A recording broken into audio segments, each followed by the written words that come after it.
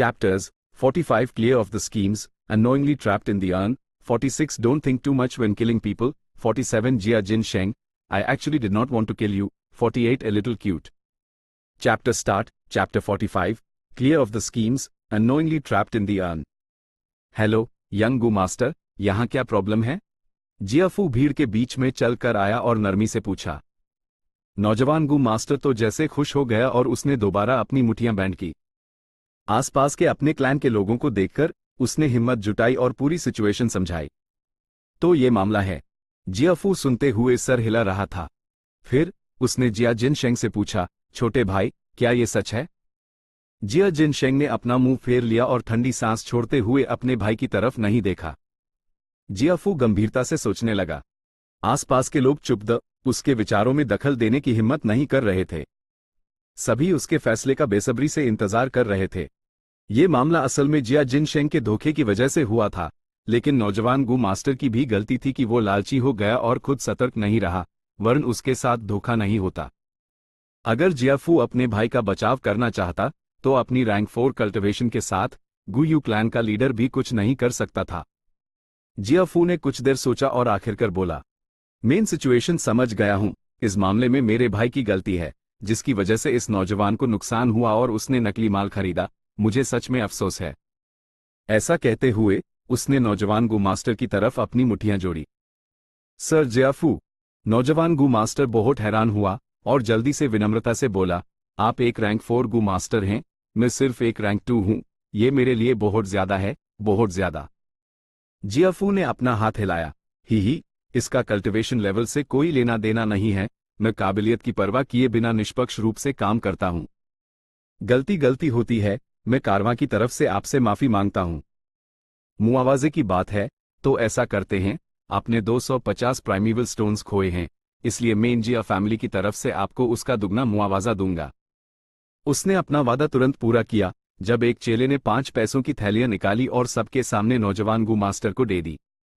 हर थैली पूरी भरी हुई थी, हर एक में 100 प्राइमेवल स्टोन्स थे। नौजवान गू मास्टर ने थैलियां ले ली, इतना अभिभूत हो गया कि वो कुछ कह नहीं पाया।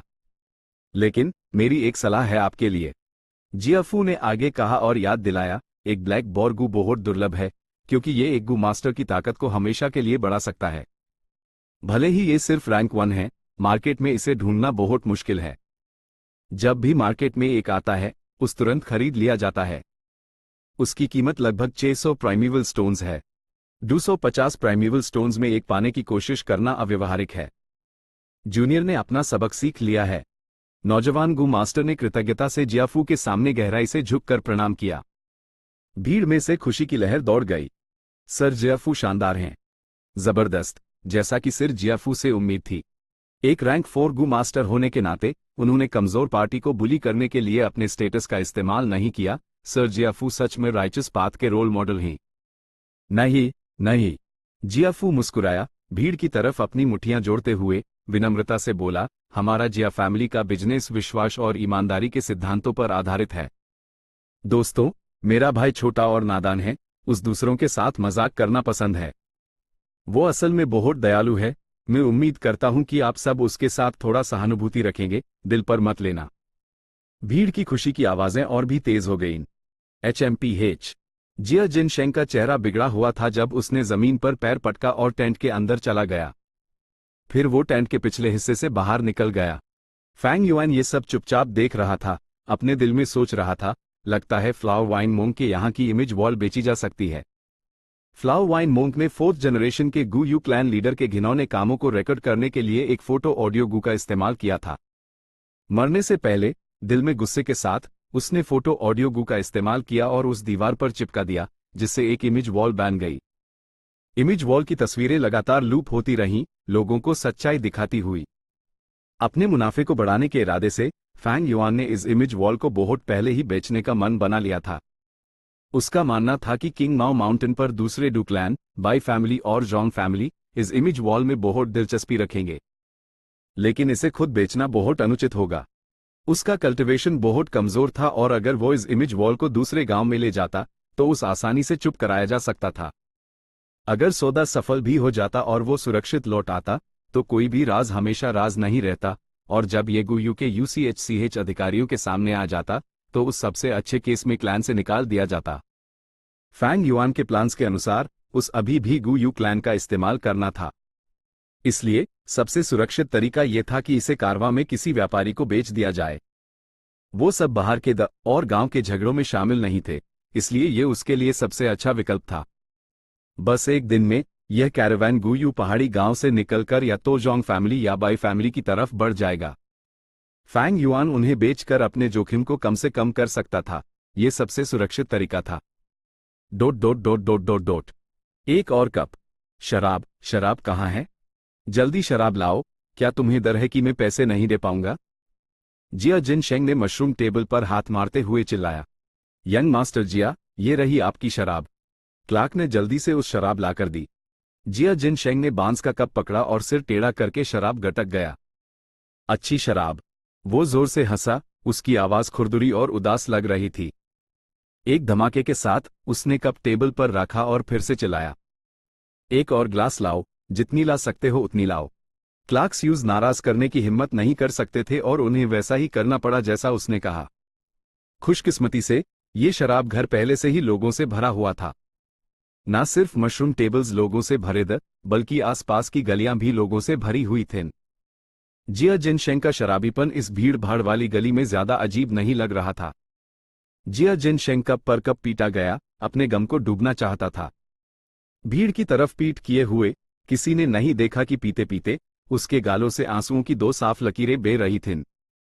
उसका दर्द, उसका दुख कौन जानता था? एक नफरत करने लायक इंसान की भी अपनी एक दुखद कहानी होती है। हर किसी की अपनी कहानियां थीं। अपने भाइयों में वो सबसे छोटा था, सबसे सुंदर और अपने पिता से सबसे ज्यादा मिलता जुलता था, इसलिए पिता उस सबसे ज्यादा प्यार करते थे। लेकिन किस्मत ने उसका मजाक उड़ाया और उस सिर्फ द ग्रेट का टैलेंट दिया। जैसे जैसे वो बड़ा हुआ, वो अपने भाइयों के दबाव में जीता रहा। वो गुस्से में था और विरोध करना चाहता था, लेकिन यूएस टैलेंट के साथ वो कुछ नहीं कर सकता था।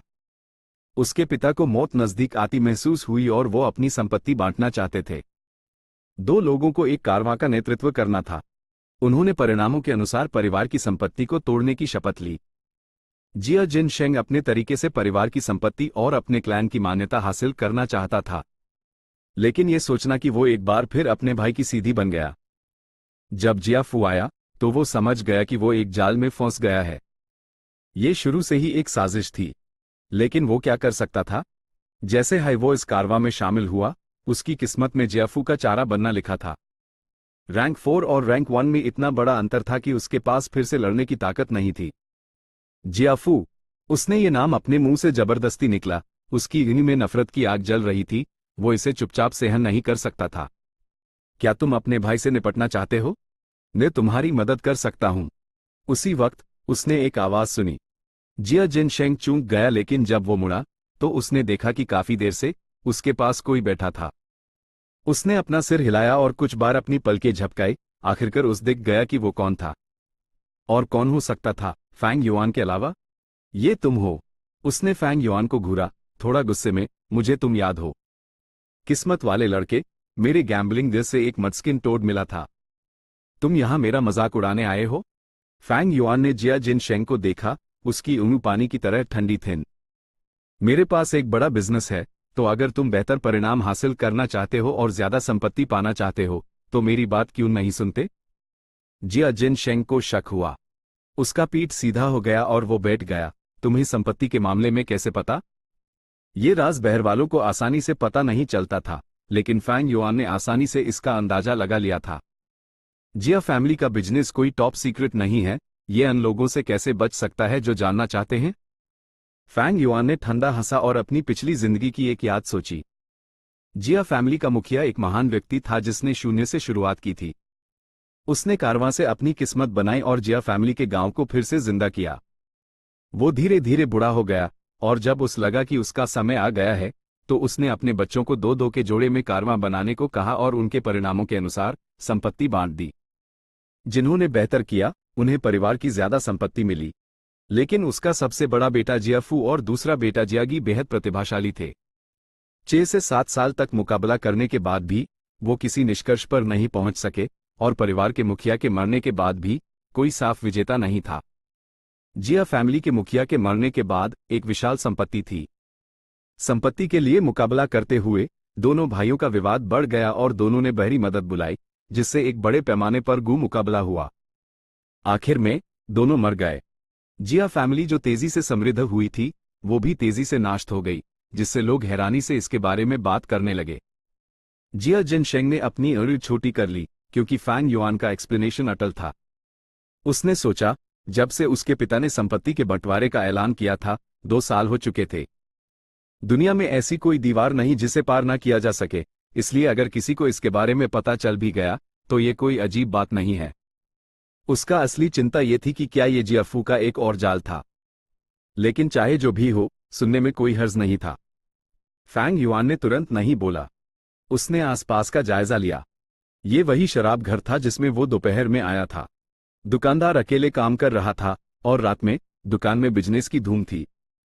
यहां चर्चा करना शांत माहौल से कहीं ज्यादा सुरक्षित था, क्योंकि इससे कुछ गू वॉर्म्स की जासूसी से बचा जा सकता था। उसने जिया जिनशेंग को अपनी उंगलियों से इशारा किया, अपना कान इधर लाओ। जिया जिनशेंग ने नाखुशी से HMPH किया, लेकिन फिर भी अपना सिर आगे की तरफ झुका दिया। फैंग युआन की बात सुनने के बाद उसने अपनी भीड़ सिकोड़ी और फैंग युआन को ठंडी नजर से देखा।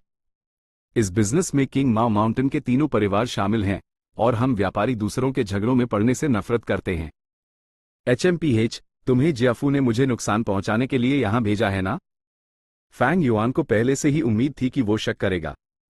उसने समझने की जहमत नहीं उठाई, बल्कि उठकर चला गया। ही, अगर ऐसा है तो मैं तुम्हारे भाई से जाकर बात करता हूं। जिया जिनशेंग ने अपनी उंगली छोटी कर ली, फैंग युआन को घूरते हुए। जब तक फैंग युआन शराब की दुकान से बाहर नहीं निकल गया, तब तक वो अपना धैर्य नहीं खो पाया। उसने टेंट से बाहर दौड़कर फैंग युआन को पकड़ लिया। मत जाओ, हम बात कर सकते हैं। फैंग युआन ने दोनों हाथ अपनी पीठ के पीछे रखे, यूज साइड से घूरते हुए ठंडी आवाज में बोला, मैं जानता हूं कि तुम्हें मुझ पर शक है, लेकिन अब जब तुम्हारे भाई ने तुम्हें पूरी तरह से पकड़ लिया है, तुम लगभग खत्म होने के करीब हो। अगर तुम मुझ पर विश्वास करना चाहते हो तो अभी भी उम्मीद है, वरन तुम बर्बाद हो। क्या तुम इस शर्त को खेलने की हिम्मत रखते हो? जिया जिनशेंग का चेहरा बदल गया जब उसने सुधार कर कहा, जियाफू सिर्फ मुझसे थोड़ा बड़ा है, मैंने यूज कभी अपना भाई नहीं माना। लेकिन तुम सही हो, मैं ये शर्त खेल रहा हूं। फैंग युआन ने गंभीरता से कहा, 2000 प्राइमेवल स्टोन्स, कोई मोल भाव नहीं। जिया जिनशेंग कड़वाहट से हंसा, बहुत महंगा है, इस सौदे में बहुत रिस्क है। जितना बड़ा रिस्क उतना बड़ा इनाम। फैंग युआन ने अपना सिर हिलाया। उसका रवैया दृढ़ था, अगर तुम इसे उन 2 परिवारों को बेचोगे तो तुम सिर्फ बहुत ज्यादा कमाओगे। जिया जिनशेंग ने सर हिलाया, थोड़ी गंभीरता दिखाते हुए, ये मैं मानता हूं, क्योंकि इन सालों में बाय फैमिली तेजी से बढ़ रही है, और हाल ही में बाय निंग बिंग नाम का एक ग्रेट टैलेंट सामने आया है, उसका भविष्य बहुत उज्जवल है। किंग माओ माउंटेन की स्थिति धीरे धीरे बदल रही है। तुम्हारे गू यू फैमिली का प्रभुत्व डगमगा रहा है, और अगर मैं इसे बाय फैमिली को बेचता हूं तो मैं कम से कम दुगना कमा सकता हूं। किंग माओ माउंटेन की स्थिति के बारे में जिया जिनशेंग की समझ सुनकर फैंग युआन खुद को उस दोबारा आकलन करने से नहीं रोक पाया, सोचते हुए, ये जिया जिनशेंग, आखिरकार वो एक व्यापारी परिवार का सदस्य है, अनबेकार दूसरी पीढ़ी वालों जैसा नहीं। जिया जिनशेंग ने आ भरी, चाहे ये एक जाल हो या ना हो, मैं इसमें कूद रहा हूं। मैं तुमसे वादा करता हूं, 2000 प्राइमेवल स्टोन्स है सही, लेकिन मैं पहले माल देखना चाहता हूं। बिल्कुल, मेरे साथ आओ। फैंग युआन हेस्ट हुए रास्ता दिखाने लगा। जिया जिनशेंग पहले ही जाल में फंस चुका था, और सिचुएशन पूरी तरह से फैंग युआन के कब्जे में थी। Chapter 46, don't think too much when killing people. अपनी यादों के सहारे फैंग युआन जिया जिनशेंग को पहाड़ की गुफा में ले गया। दोनों पत्थर की दरार में घुसे और रास्ता टांग होता गया, जबकि उनकी नजर अंधेरे में रंग गई। जिया जिनशेंग एक अनजान माहौल में होने के कारण और भी सतर्क हो गया।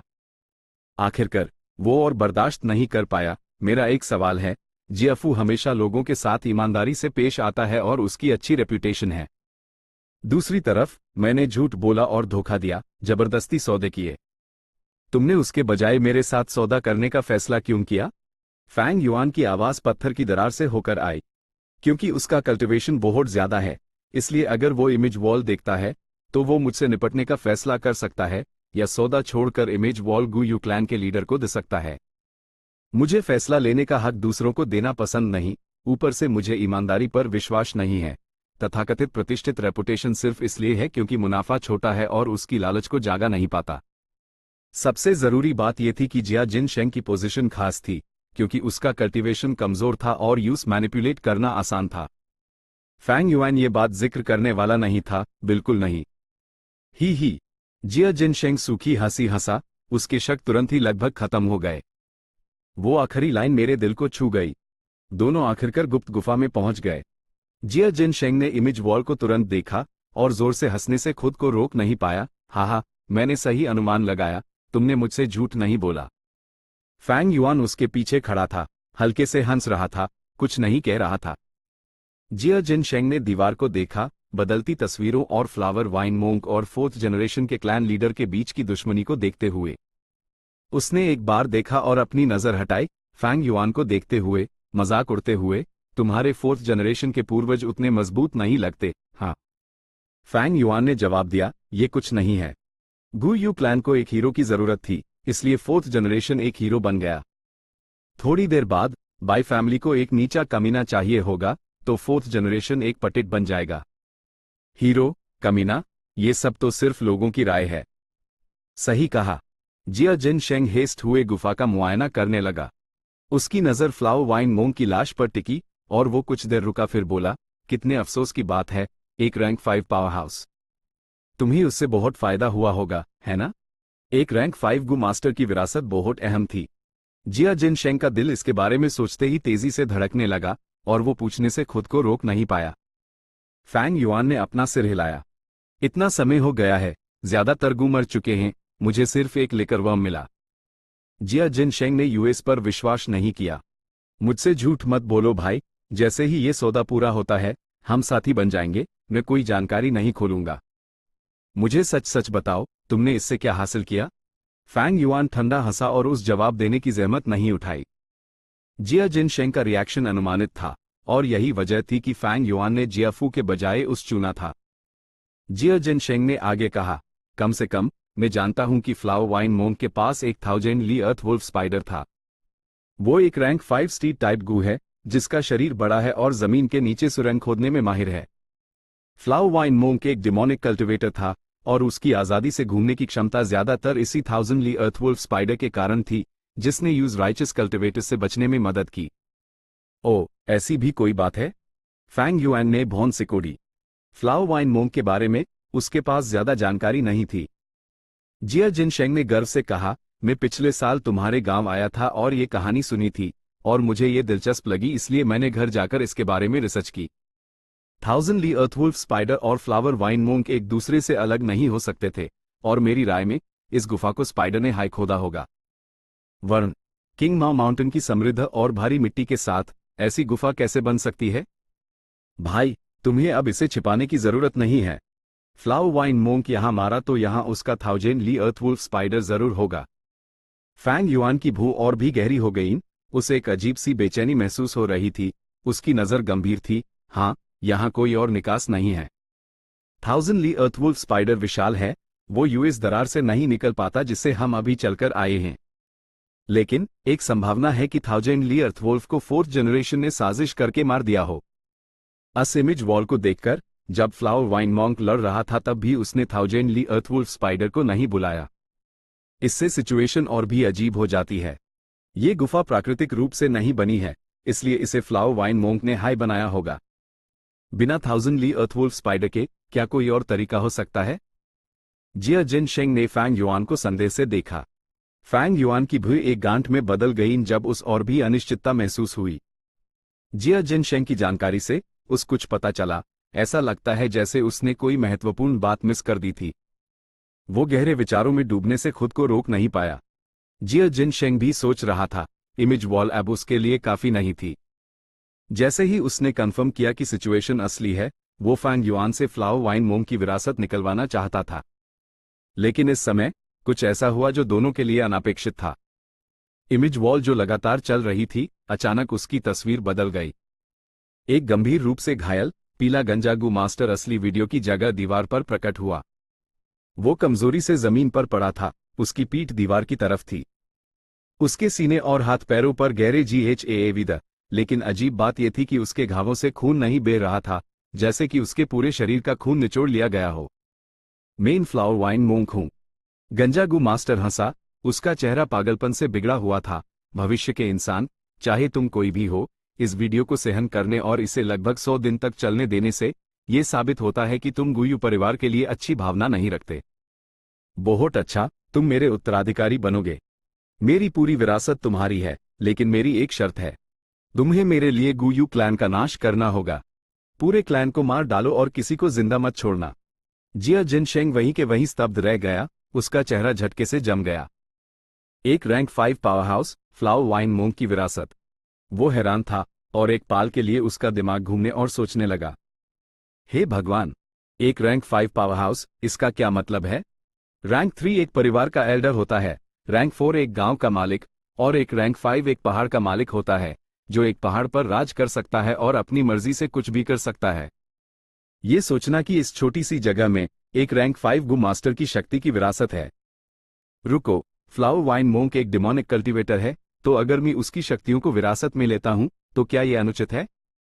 नहीं, शक्ति का अच्छे या बुरे से कोई लेना देना नहीं है। फ्लावर वाइन मोंक चाहता है कि उसका उत्तराधिकारी गुयू क्लैन को नाश कर दे, लेकिन क्या मुझे सच में ऐसा करना होगा? वो तो मर चुका है, मुझे बस उसकी विरासत लेनी है और अन्य मसलों को नजरअंदाज करना है। ये भगवान का भेजा हुआ मौका है। मेरे द ग्रेट टैलेंट के बावजूद, अगर मैं फ्लावर वाइन मोंक की विरासत हासिल कर लूं, तो शायद मैं अपना टैलेंट सुधार सकूं। वो दुर्लभ टैलेंट बढ़ाने वाले गू वॉर्म्स, वो शायद विरासत का हिस्सा हैं। अगर मैं ये दौलत हासिल कर लूं और एक रैंक 4 या 5 गू मास्टर बन जाऊं, तो मैं इन जियाफू से मुकाबला कर पाऊंगा। रुको, मैं लगभग भूल ही गया था, यहाँ एक बहरी इंसान है, मुझे क्या करना चाहिए? क्या मुझे उसके साथ विरासत बांट लेनी चाहिए? नहीं, यूज मार डालो। सिर्फ यूज मारकर हाई मैं इस राज को बचा सकता हूं। हाँ, मुझे पहले यूज शांत करना चाहिए और झूठ बोलना चाहिए कि हम खजाना बांटने जा रहे हैं। उसकी सतर्कता कम करके, फिर यूएस पर हमला करके उस यहां मार डालना। ये जगह इतनी छिपी हुई है, ये बहुत अच्छा है। अगर मैं न्यूज मार भी दूं, तो किसी को पता नहीं चलेगा।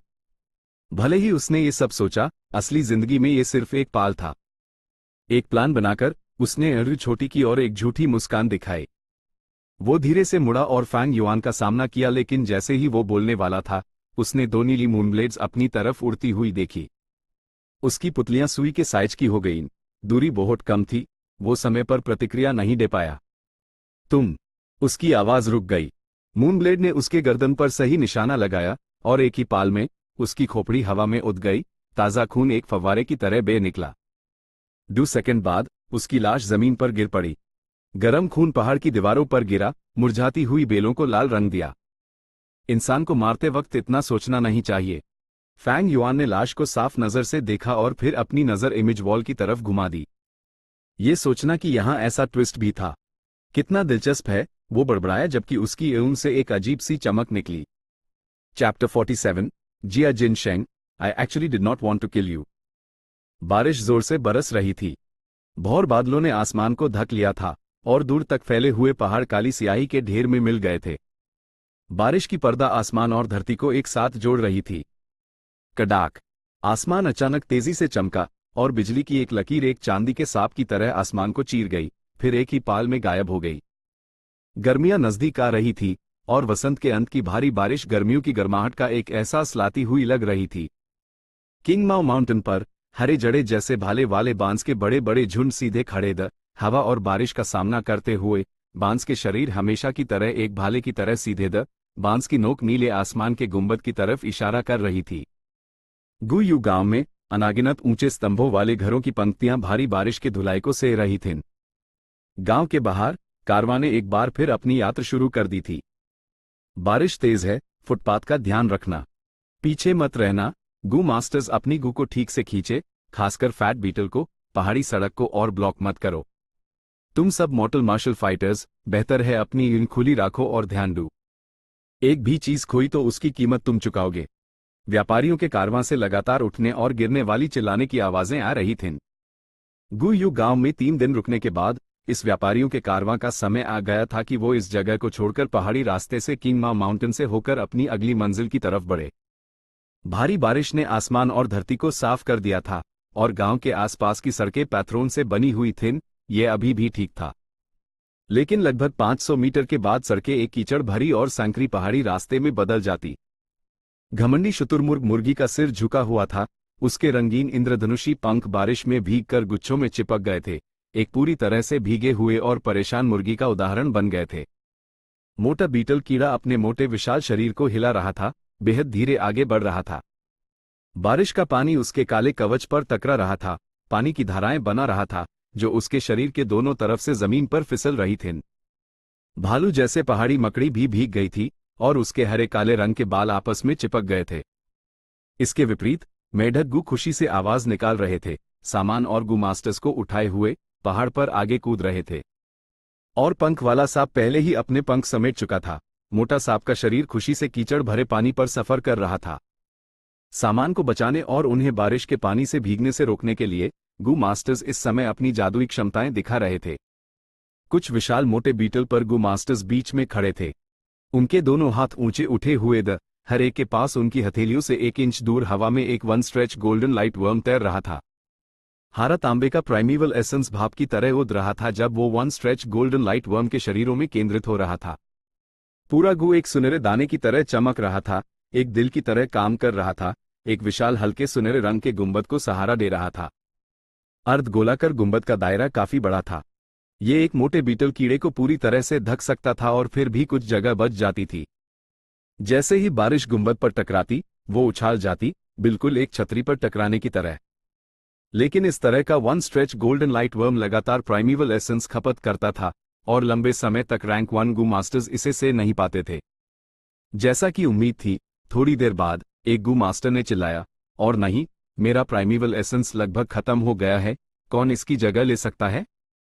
मैं ले सकता हूं। लगभग उसी समय एक गू मास्टर आगे दौड़ा और उसकी जगह ले ली। कुछ गू मास्टर्स जो गाड़ियां खींच रहे थे या पहाड़ी मकड़ियों पर सवार थे, उन्होंने अपने शरीर में ग्रीन सिल्क गू को एक्टिवेट किया। उसके प्रभाव में उनके बाल तेजी से बढ़ने लगे। एक आम इंसान के बालों में कम से कम 1 लाख बाल होते हैं। 1 लाख बाल, हर एक 5 से 6 मीटर लंबा, आपस में उलझ कर गू मास्टर के शरीर के साथ साथ सवारी को भी ढक लेता, एक अभेद्य बालों का रेनकोट बनाता। ग्रीन सिल्क गू एक रैंक 1 गू वर्म था, अक्सर रक्षा के लिए इस्तेमाल होता था। यह एक्टिवेट करने के लिए 30% हरे तांबे का प्राइमीवल एसेंस इस्तेमाल करता था, और one stretch golden light worm की तरह लगातार खपत वाला टाइप नहीं था। यह ग्रीन सिल्क गू रैंक 1 ब्लैक बोरगू के साथ मिलकर रैंक 2 ब्लैक मानेगू बन सकता है। ब्लैक मानेगू एक्टिवेट होने पर न सिर्फ सिर के बाल, बल्कि सभी रोम छिद्रों के बाल भी शामिल होते थे। कुछ ही सेकंड में गू मास्टर के शरीर को एक काले बालों का सुरक्षा कवच मिल जाता। ब्लैक मानेगू का एडवांसमेंट पाथ रैंक 3 का प्रसिद्ध गू स्टील मानेगू था। One stretch golden light worm और ग्रीन सिल्क गू के अलावा कई कैरावैन गू मास्टर्स ने वाटर स्पाइडर गू भी चुना। देखा जा सकता था कि उनके शरीरों पर एक पतली नीले रेनकोट की परत थी। रेनकोट की सतह पर पानी अनियंत्रित रूप से घूम रहा था। जैसे ही बारिश की बूंदें रेनकोट पर टकराती, वो तुरंत रेनकोट का हिस्सा बन जाती। क्योंकि गू मास्टर्स लगातार बारिश में भीग रहे थे, उनके शरीरों पर रेनकोट मोटा होता जाता। हर थोड़ी देर में गू मास्टर्स को वाटर स्पाइडर गू को तेज करना पड़ता और अतिरिक्त पानी निकलना पड़ता। इस समय मोटे रेनकोट असली पतली परत में कम हो जाते। जहां तक अनमोर्टल योद्धाओं की बात है, वो लगातार चलते रहते, कीचड़ भरी सड़क पर सामान की निगरानी करते हुए। उनमें से ज्यादातर ने घास से बने रेनकोट पहने हुए थे, लेकिन उनकी जल्दबाजी और उलझन में घास के रेनकोट का बारिश से बचने में सीमित प्रभाव था, इसलिए वो पहले से ही भीग चुके थे। ये मनहूस मौसम, योद्धाओं ने अपने दिल में गाली दी। बारिश के मौसम में पहाड़ी रास्ता और भी मुश्किल हो जाता है। इस मौसम में मार्शल आर्टिस्ट शारीरिक रूप से मजबूत हो सकते हैं, लेकिन वो अभी भी मोर्टल हैं। जब उनके शरीर बारिश से भीग जाते हैं और साथ में कठिन मेहनत भी होती है, तो उन्हें आसानी से सर्दी लग जाती है। एक गंभीर बीमारी होना सबसे हल्का परिणाम था, शायद उन्हें इसके दुष्परिणाम भुगतने पड़ते, और अगर उन्हें कोई कठिन बीमारी हो जाती, तो इससे वो गंभीर रूप से बीमार हो सकते थे और सफर में ही छोड़ दिए जाते। अगर उन्हें पहाड़ी रास्तों पर फिसलने वाली सड़कें मिलती या जंगली जानवरों और गू वॉर्म्स के हमलों का सामना करना पड़ता, तो वो अपनी जान गंवा सकते थे। कैरावान बड़ा हो सकता है और उसमें कई गू मास्टर्स हो सकते हैं, लेकिन हर बार जब वो सफर पर जाते, तो हमेशा संख्या में भारी कमी होती थी। मॉर्टल मार्शल आर्टिस्ट सबसे ज्यादा मरते थे, जबकि गू मास्टर्स को भी चोटें आती थीं और उनकी भी मौत होती थी। अगर कारवां बदकिस्मती से बड़े पैमाने पर प्रवासी जानवरों से टकरा जाता तो वो पूरी तरह से खत्म भी हो सकते थे। प्राकृतिक आपदाओं के अलावा मानव जनित समस्याएं भी थीं। गांव के बीच ऐसे भी हो सकते थे जो कारवां का स्वागत न करें। कुछ गांव बहरी लोगों को लूटना पसंद करते थे। हम जा रहे हैं, अगले साल मिलेंगे। कुछ गू मास्टर्स गू वॉर्म्स पर बैठे और विदाई देने के लिए अपने शरीर घुमाए। गांव के प्रवेश द्वार पर कई लोग इकट्ठे हुए जब उन्होंने कारवां को अपनी नजरों से विदा किया। तुम्हें अगले साल फिर आना होगा। उन्हें जाते हुए देखकर बच्चों ने जोर से चिल्लाया। बड़ों के चेहरे पर ज्यादा जटिल भाव थे। आगे का रास्ता अनिश्चित है। इस कठिन समय में जो लोग अगले साल गांव आ पाएंगे, उनमें से कितने अभी भी जाने पहचाने चेहरे होंगे? चाहे कारवां में हो या गांव में, जीवन यापन करना आसान नहीं है। जैसे जैसे कारवां दूर जाता गया, भीड़ भी छट गई। खुशनुमा और हल्का फुल्का बाजार का माहौल भी उसके बाद गायब हो गया। जिस जगह पहले टेंट्स और दुकानें लगी हुई थीं, वहां अब एक बड़ा कचरा बचा था। घास के मैदान पर भीड़ ने लगातार चला था। घास की जड़ें और मिट्टी बाहर निकल आई थी। बारिश का पानी उसकी सतह पर टकराया। तुरंत कीचड़ और अनागिनत छोटे गड्ढे बन गए जिसमें कीचड़ भरा पानी जमा हो गया। इसके अलावा बहुत सारा कचरा बचा हुआ था। फैंग युआन एक सुनसान पहाड़ी पर खड़ा था, अकेले ही दूर से कारवां को देख रहा था। कारवां एक मोटे और रंगीन फूलों वाले अजगर जैसा था, जो संकरे पहाड़ी रास्ते से भौर भारी बारिश के नीचे सर्प की तरह चल रहा था, धीरे धीरे घने पहाड़ी जंगल में प्रवेश कर रहा था। आसमान अपनी दुआएं भेजे रहा है। फैंग युआन ने हल्की सांस ली। उसने एक मक्खन जैसे पीले कागज की छतरी पकड़ी हुई थी, चुपचाप बारिश में खड़ा था। फैंग युआन ने सबसे साधारण सन के कपड़े पहने हुए थे। उसका शरीर पतला था। उसकी त्वचा एक 15 साल के किशोर की पीली सफेदी लिए हुए थी। उसके सिर पर साफ और छोटे काले बालों का एक जमा हुआ गुच्छा था। उसकी छतरी के नीचे उसके बालों के सायर हवा में हल्के से कांप रहे थे। जबकि दूसरे लोग मौसम को कोस रहे थे, वो बारिश के समय पर आने पर अफसोस कर रहा था। उसने कल रात जिया जिन शेंग को मार दिया था और सीन साफ कर दिया था, लेकिन क्योंकि ये इतना अचानक हुआ था, लाजमी तौर पर कुछ जगहों पर लापरवाही हुई होगी। खासकर खून की बदबू, क्योंकि गुफा हवादार नहीं थी, बदबू आसानी से नहीं फैल सकती थी। इस बारिश के साथ इसने हवा और माहौल को साफ कर दिया, गंध का पता लगाने के तरीकों से पकड़े जाने की संभावना को काफी कम कर दिया। दरार में जरूर पानी का एक छोटा झरना बह रहा होगा, और जब ताजा पानी की भाप हवा को पतला कर देगी, तो वो थोड़े समय के लिए पकड़ा नहीं जाएगा। बेशक जैसे ही समय बीतेगा, पकड़े जाने की संभावना बढ़ जाएगी। इस दुनिया में हर तरह के गू वॉर्म्स दी और जांच के तरीके प्रचुर द, यहां तक कि फैंग युआन भी उनमें से सिर्फ एक हिस्सा जानता था। बारिश पीले छतरी पर टकराते हुए तपताप की आवाज कर रही थी। फिर छतरी के आकार के अनुसार पानी की धाराएं फैंग युआन के पैरों के नीचे छूने के पत्थरों पर बह गईं, टकराकर छिटके पैदा कर रही थीं। कारवां को एक कोने में मुड़ते हुए पूरी तरह से जंगलों में गायब होते देख फैंग युआन ने राहत की सांस नहीं ली, बल्कि गंभीर दिखा। भले हाई जिया जिन शेंग का कल्टीवेशन कमजोर था और उसमें कम टैलेंट था, उसकी एक खास स्थिति थी। कारवां के लोग सभी बिजनेस में व्यस्त हैं, इसलिए किसी को पता नहीं चला कि वो गायब है। लेकिन जब थोड़ा समय बीतेगा तो ये जरूर पता चल जाएगा। तब तक जियाफू जांच के लिए लौटेगा और असली चुनौती तब होगी। जिया फैमिली के मुखिया ने जानबूझकर जिया जिन शेंग और जियाफू को एक हाई कारवां में रखा था। उसके गहरे इरादे थे। कल्टीवेशन के मामले में वो दुनियाओं अलग थे। चालाकी के मामले में वो भी अतुलनीय थे। ऐसी व्यवस्था जिया जिन शेंग को एक झटका देने और उस वास्तविकता से अवगत करने के लिए थी, और शांति से जीवन जीने के लिए। साथ हाई वो जियाफू की प्रकृति का परीक्षण कर रहा था, क्योंकि अगर वो जिया जिन शेंग पर ज्यादा हावी होता तो वो क्लैन के मुखिया का पैड यूज कैसे सौंप सकता था। जिया जिन शेंग ने कभी अपने पिता के इरादों को सही से नहीं समझा।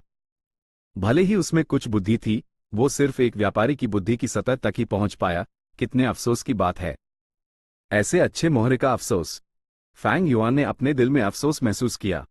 500 साल के अनुभव के साथ वो आसानी से सतह से परे देख सकता था और स्थिति की असली प्रकृति को समझ सकता था। जब उसने यूएस रात दोनों के बीच विवाद देखा, तो वो जिया जिन शेंग और जियाफू के बीच जटिल रिश्ते को समझ गया, और इसलिए उसके दिल में तभी से एक धुंधली योजना बन गई थी। उसकी योजना में जिया जिन शेंग एक बहुत उपयुक्त मोहरा था। उसका कल्टीवेशन कमजोर था, लेकिन कारवां में उसकी ऊंची स्थिति थी, और भले ही उसमें कुछ बुद्धि थी, उसके पास कम अनुभव था। इसलिए फैंग युआन यूज आसानी से मैनिपुलेट कर सकता था। एक बार काबू में आ जाने पर यह मोहरा बेहद उपयोगी होता। एक तो वो अपने रिश्ते के जरिए स्मगलिंग का एक मजबूत नेटवर्क बना सकता था, भविष्य में हत्याओं से खजाने हड़पने की तैयारी कर सकता था। दूसरा, फैंग युआन पर्दे के पीछे छिपकर इमेज वॉल का इस्तेमाल करके किंग माओ पहाड़ के 3 परिवारों के बीच संघर्ष भड़का सकता था, जिससे एक गृहयुद्ध होता और वो इसका फायदा उठा पाता। तीसरा, फैंग युआन यूएस पर निर्भर होकर जिया फैमिली के अंदर प्रवेश कर सकता था। भविष्य में जिया फैमिली का विवाद एक बड़े पैमाने पर गू फाइटिंग कंपटीशन का कारण बना। ये एक बड़ा मामला होगा जिसमें बहुत सारे लाभ प्राप्त होंगे। फैंग युआन इसका इस्तेमाल करके अपने लिए सबसे बड़ा इनाम हासिल कर सकता था। मेरा कल्टीवेशन अभी भी बहुत कम है, जो मुझे काम करने में बहुत रोकता है। अगर मेरे पास इस्तेमाल करने के लिए एक मोहरा होता तो मैं कुछ ऐसे काम कर सकता जो मैं खुद नहीं कर सकता। ये न सिर्फ सुविधाजनक है बल्कि ऐसा करने का जोखिम भी कम करता है। अगर मैं पकड़ा जाता तो मैं बस मोहरे को त्याग सकता और खुद सुरक्षित रह सकता। आसपास के लोग स्थिति को अच्छी तरह से जानते हैं और परिवार के प्रति वफादार हैं, इसलिए उन्हें मैनिपुलेट करना अच्छा नहीं है। सिर्फ जिया जिन शेंग जैसे बाहरी व्यक्ति को मेरी योजनाओं को अंजाम देने के लिए ज्यादा प्रभावी ढंग से इस्तेमाल किया जा सकता है।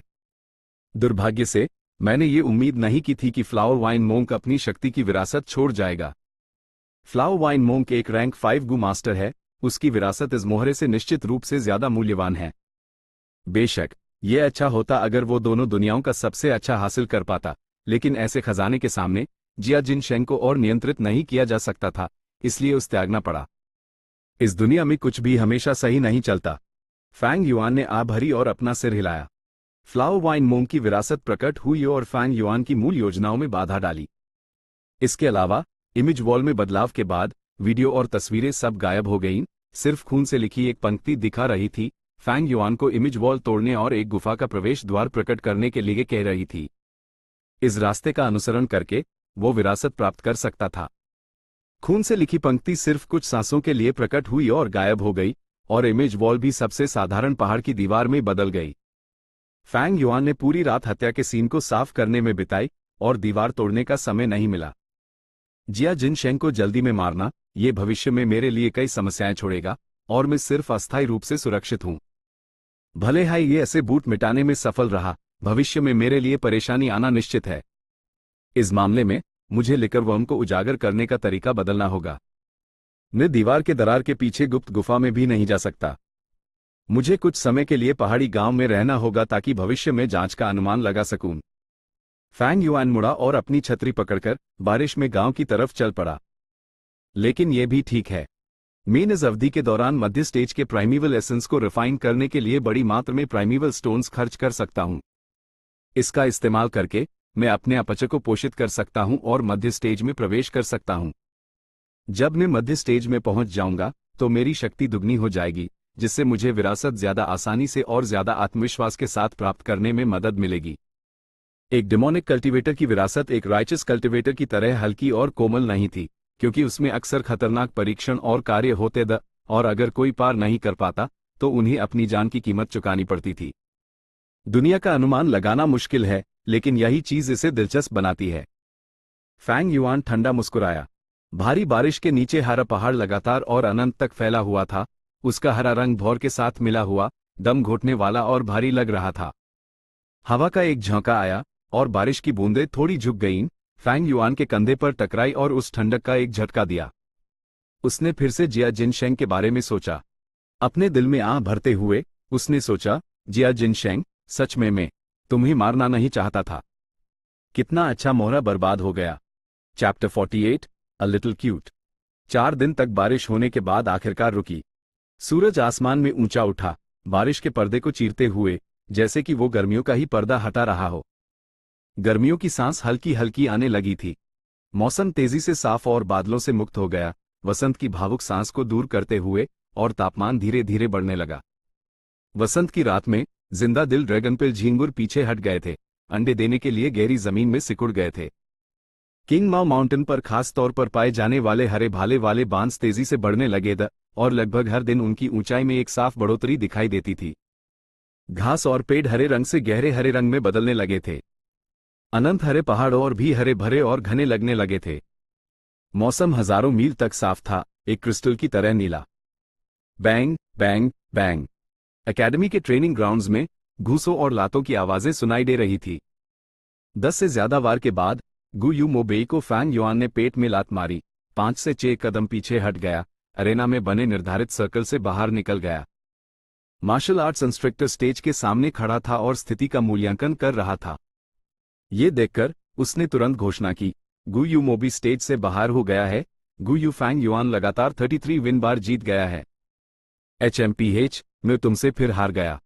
गु यू मोबेई ने दांत पीसे, उसकी उंगली सीधे फैंग युआन पर टिकी हुई थी। लेकिन घमंड मत करना, एक दिन मैं तुम्हें हरा दूंगा। मैं पहले से ही महसूस कर सकता हूं, वो दिन नजदीक आ रहा है। फैंग युआन ने यूज भी परवाही से देखा और फिर उसकी पलकें नीचे झुक गईं। पहले वाली लात से तुम्हें अंदरूनी चोट लगी है। मैं सलाह दूंगा कि पहले यूएस चोट का इलाज करवा लो। ये छोटी सी चोट कुछ नहीं है। गु यू मोबेई आधा जवाब दे ही रहा था कि अचानक उसका चेहरा बदल गया और उसके गले में कुछ अटका। उसने एक मुंह खून की उल्टी कर दी। उसका चेहरा पीला पड़ गया था। यह पहली बार था जब यूस इस लेवल की चोट लगी थी।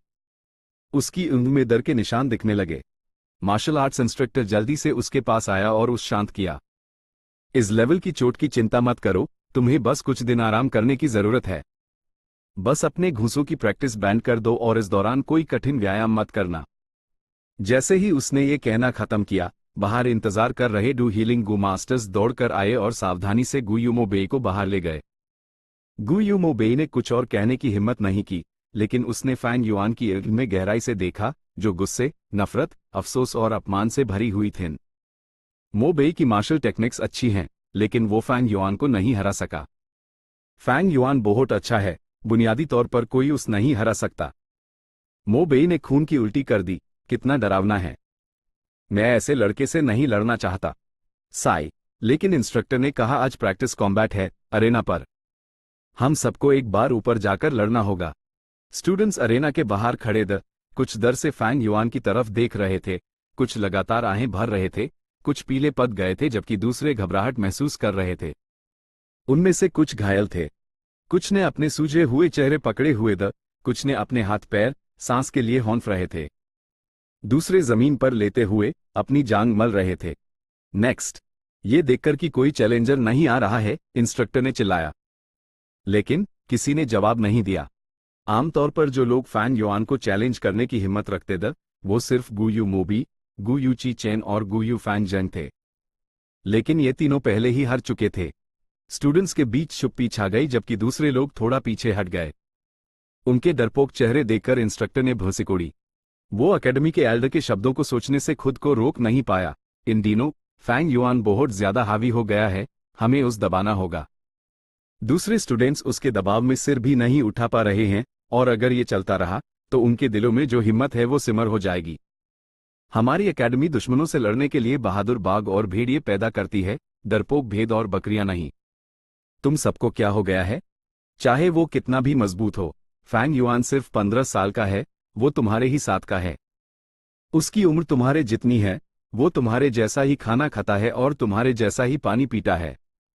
उसके 3 सर या 6 हाथ नहीं हैं, वो कोई राक्षस नहीं है। अपनी हिम्मत जुटाओ और मुझे अपने अंदर के गु यू क्लैन का गर्व दिखाओ। इंस्ट्रक्टर ने चिल्लाया, स्टूडेंट्स को प्रेरित करने की पूरी कोशिश करते हुए। लेकिन वो बहुत मजबूत है, हम उस नहीं हरा सकते। जो क्लासमेट उससे लड़ा उनकी हालत कितनी दयनीय है। मोबेई को इतना मारा कि उसने खून की उल्टी कर दी। फैंग युआन के वार और भी बेरहम होते जा रहे हैं। इंस्ट्रक्टर, हम उससे लड़ने की हिम्मत नहीं करते। स्टूडेंट्स धीरे धीरे बोले, कमजोरी से विरोध करते हुए। इंस्ट्रक्टर गुस्से से पैर पटक रहा था। ये नादान नौजवान, वो एक दर्शक के रूप में साफ देख सकता था। फैंग युआन ने बिना किसी आराम के लगातार 33 लड़ाइयां लड़ी थीं। भले ही वो लगातार अपनी सांस को एडजस्ट कर रहा था, उसका स्टेमिना पहले ही खत्म हो चुका था। फैंग युआन के हमले बेरहम होते जाना इस तथ्य को और भी साबित करता है। वो अब पहले की तरह आराम से नहीं ले सकता था, वो अपनी ताकत और स्थिति पर नियंत्रण खो रहा था। अगर कोई थोड़ी और मेहनत करता तो उसकी थकान सामने आ जाती। बस कुछ और लोगों के साथ यूज स्टेज पर हराया जा सकता था। एक बार फैंग युआन हार गया तो उसकी हावी होने वाली उपस्थिति तेजी से कम हो जाएगी, स्टूडेंट्स की हिम्मत जागेगी और फैंग युआन को दबाने का मकसद हासिल हो जाएगा। लेकिन अब स्टूडेंट्स फैंग युआन के कठोर रूप से डर गए थे। कभी कभी जो चीज एक इंसान को हराती है वो एक मजबूत दुश्मन नहीं बल्कि उसका अपना दिल होता है। इंस्ट्रक्टर अपने विचारों में चिंतित था और उन्हें प्रेरित करना जारी रखा, लेकिन वो अपनी बातों में अच्छा नहीं था। शुरू में उसने यही शब्द नौजवानों के जोश को जगने के लिए कहे थे और कुछ चैलेंजेस को उत्तेजित किया था, लेकिन अब जब उसने ये इतनी बार कह दिया था, नौजवान सब सुन हो चुके थे। फैंग युआन ने अपने हाथ बांधे और इससे ठंडी नजर से देखा। भले ही वो स्टेज के बीच में खड़ा था, वो एक पूरा दर्शक की तरह बिहेव कर रहा था। इंस्ट्रक्टर ने काफी देर तक हिम्मत बढ़ाई लेकिन स्टूडेंट्स अभी भी एक दूसरे को देख रहे थे, एक भी नहीं हिला। मार्शल इंस्ट्रक्टर गुस्सा और लाचार होने से खुद को रोक नहीं पाया। वो फैंग युआन की तरफ मुड़ा, नाखुशी से डांटते हुए, फैंग युआन, तुम भी गलती पर हो। क्लासमेट के बीच तुम्हारे वार और भी खतरनाक होते जा रहे हैं, तुम ही थोड़ा नरम और फ्रेंडली होना चाहिए। तुम ऐसे खतरनाक वार कैसे कर सकते हो? आगे से ध्यान रखना और सावधानी से हमला करना। अगर तुमने किसी और क्लासमेट को खून की उल्टी कार्रवाई तो मैं तुम्हारी हार घोषित कर दूंगा और तुम्हें स्टेज से निकल दूंगा। इंस्ट्रक्टर, आप गलत हैं। फैंग युआन ने HMPH किया, उसकी नजर में कोई कमजोरी नहीं थी। सीधे इंस्ट्रक्टर को देखते हुए, प्रैक्टिस और लड़ाई, हमें नेचुरलमेंटे अपनी पूरी कोशिश करनी होगी, वरन यह ट्रेनिंग का मकसद कैसे पूरा करेगा? ये मत कहना कि जब हम लड़ाई में होंगे तो हमें अपने दुश्मनों से भी नरम और फ्रेंडली होने की गुजारिश करनी होगी। इंस्ट्रक्टर गुस्से से आग बबूला हो गया। HMPH, तुम्हारे हमले खतरनाक हैं। तुम अपने क्लासमेट को नुकसान पहुंचा रहे हो और तुम ट्विस्टेड लॉजिक इस्तेमाल करने की हिम्मत करते हो। इंस्ट्रक्टर, आप फिर से गलत हैं। फैंग युआन ठंडा हंसा, आपने ये प्रैक्टिस मैच रखा और जीतने का इनाम 20 प्राइमेवल स्टोन्स तक बढ़ा दिया। आपके प्रोत्साहन के बिना क्या ये लोग घायल होते? हरामी। मार्शल आर्ट्स इंस्ट्रक्टर बातों में अच्छा नहीं था और उसने फैंग युआन की तरफ इशारा किया और डांटा, तुम्हें अभी भी इनाम चाहिए या नहीं? अगर तुम और बहस करोगे तो भले ही तुम पहले स्थान पर आओ, मैं तुम्हें हारा हुआ घोषित कर दूंगा। तुम इतने अनकोऑपरेटिव और एंटी सोशल हो और तुम अपने टीचर से बहस करने की हिम्मत करते हो। तुम्हें 20 प्राइमेवल स्टोन्स को इनाम के रूप में दावा करने का कोई अधिकार नहीं है। फैंग युआन जोर से हंसा, ये तो बस एक कंपटीशन है जो सिर्फ 20 प्राइमेवल स्टोन्स देता है। तुम्हें क्या लगता है मैं इसकी परवाह करता हूं? ऐसा कहते हुए वो मुड़ा और चला गया। क्लास की परेशान नजरों के नीचे वो अरेना के केंद्र से बाहर चला गया। भले ही वो इमेज वॉल नहीं बेच पाया, फैंग युआन के पास अभी भी कई सौ प्राइमेवल स्टोन्स थे। इसके अलावा इस बार उसका मकसद प्राइमेवल स्टोन्स नहीं था।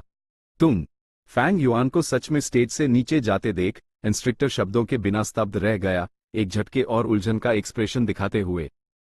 एक 15 साल का किशोर क्या उस प्रतिस्पर्धी और जोश से भरा हुआ नहीं होना चाहिए?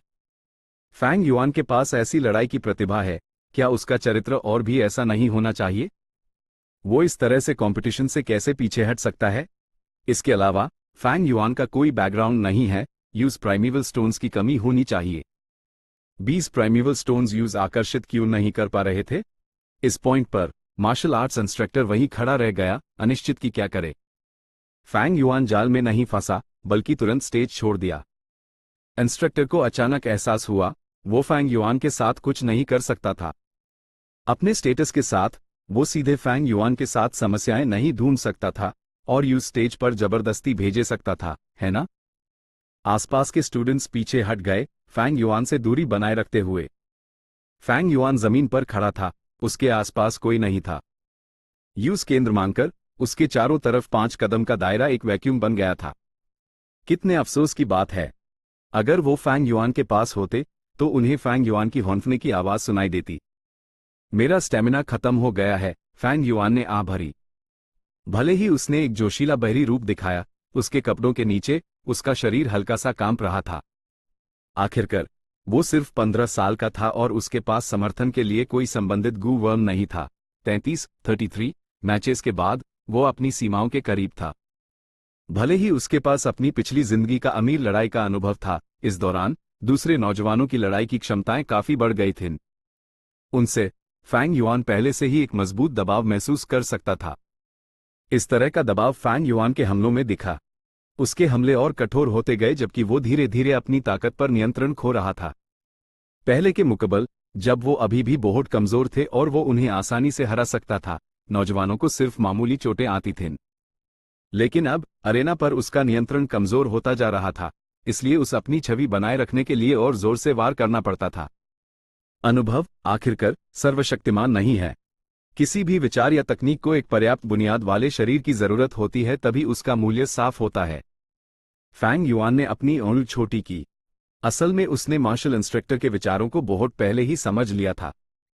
फैंग युआन हैरान नहीं था, जैसे कि उसने शुरू से ही इसकी उम्मीद की थी, एकेडमी के एल्डर का यूएस पर दबाव। जब उसने गाओ वैन को मारा तो यूज चैलेंज करने वालों की संख्या कम हो गई। जब उसने उनसे वसूली की तो फैंग युआन के प्रभुत्व से दबाए गए और भी लोग विरोध करने की हिम्मत नहीं करते थे, और वो आज्ञाकारी रूप से अपने प्राइमेवल स्टोन्स देते थे। एक लंबे समय के बाद फैंग युआन की अजय छवि बन जाती। ये नौजवानों में कुछ मनोवैज्ञानिक आघात छोड़ देता और उन्हें अपनी मार्शल आर्ट्स टेक्निक्स में आत्मविश्वासीन बना देता। ये वो चीज थी जो एकेडमी का एल्डर नहीं देखना चाहता था। यूज फैंग युआन की जरूरत थी स्टूडेंट्स को प्रेरित करने और उन्हें सुधारने के लिए मजबूर करने के लिए, ना कि उनके लड़ाई के जुनून को पूरी तरह से बुझाने के लिए। वो फैंग युआन की हार देखना चाहता था। एक बार फैंग युआन हार गया तो उसने जो अजयता की छवि बनाई थी वो तुरंत नाश हो जाएगी। साथ ही ये स्टूडेंट्स की लड़ाई की भावना को जगाएगा। कुछ झटकों के बाद ये उनकी इच्छाओं को अधिक बनाएगा। लेकिन फैंग युआन के लिए यूस इस तरह के दबाव की जरूरत थी ताकि वो प्राइमेवल स्टोन्स को ज्यादा आसानी से वसूल कर सके। अगर वो हार जाता तो नौजवान उसकी कमजोरी को समझ जाते और एक साथ हमला करते। भले हाई फैंग युआन के हाथों में काफी प्राइमेवल स्टोन्स वसूली उसकी आमदनी का मुख्य स्रोत था। इस स्रोत के बिना वो अपनी बचत में से खर्च कर रहा होता। इसलिए फैंग युआन का अरेना में आना और 33 लगातार जीते सिर्फ स्टूडेंट्स पर अपना दर बनाए रखने के लिए थी, ना कि 20 प्राइमेवल स्टोन्स के इनाम के लिए। अगर वो शुरू से ही लड़ाई से बचता तो ये उसकी कमजोरी दिखाता, और अगर ये बढ़ती तो वो अपनी कमजोरी को उजागर कर देता। तुम सब किसका इंतजार कर रहे हो? कोई स्टेज पर क्यों नहीं जा रहा? जाओ।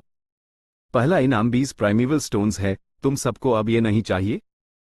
इंस्ट्रक्टर ने अपने विचारों से बाहर आकर चिल्लाया। बाकी के स्टूडेंट्स प्रेरित होने लगे। फैंग युआन पहले हाई स्टेज छोड़ चुका था और उनके लिए ये उनके मन से एक बड़ा बोझ उतर गया था। मैं जाऊंगा, मैं आऊंगा। दो नौजवान स्टेज पर चढ़ गए और लड़ने लगे।